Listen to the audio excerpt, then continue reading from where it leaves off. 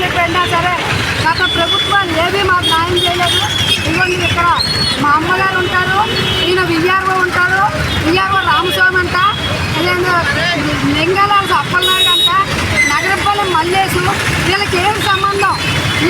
సంబంధం లేని వచ్చి మా భూమి మీద గొడవ చేసి మా భూమి మేమే సప్లై చేసామని మమ్మల్ని పేపర్లో వేయడం జరిగింది. 1919లో జరిగింది ఇది. అయితే ఇప్పుడు విషయం ఏంటంటే మేము ఈ బాధ అంతా మొదలుపెట్టినాను కానీ ఎంఆర్ఓ గారు కానీ ఇందులో రణస్థలం ఎంఆర్ఓ ఆఫీస్లో ఉన్న డిపార్ట్మెంట్ మొత్తం ఈ పులపెంకట్రావుకి వేడిగా చేస్తుంది. వాళ్ళ వల్లే ఈ పులపెంకట్రావు మాట తప్ప మా మాట ఇవ్వలేదు. ఎంఆర్ఓ గారు కూడా వచ్చి సంప్రదించడం జరిగింది. మా భూమి నాశనాల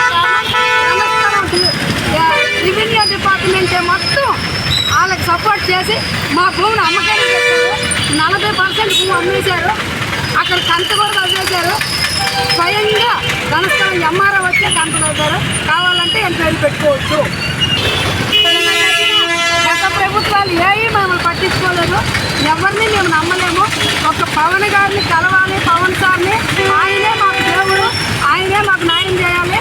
ఒక పవన్ సార్ మేము నమ్మకం తప్ప మేము సాగు బతుకుల మధ్యన కూడా రోడ్డు ఎక్కామంటే దానికి కారణం ఆయన వచ్చి మమ్మల్ని కాపాడుతాడు, ఆయన వచ్చి మమ్మల్ని రక్షిస్తాడు అని నమ్మకంతో ఎకరన్నర భూమి మాది ఇచ్చి చంద్రరావు పేరు మీద ఉంటుంది.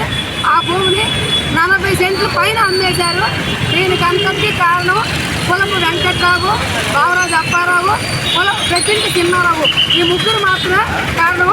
దానికి సపోర్ట్ మాత్రం అన్ని గవర్నమెంట్లు చేస్తున్నాయి. ఈ మాకు మాత్రం ఎవరు చేయట్లేదు. మాకు మాత్రం ఈ మా దేవుడు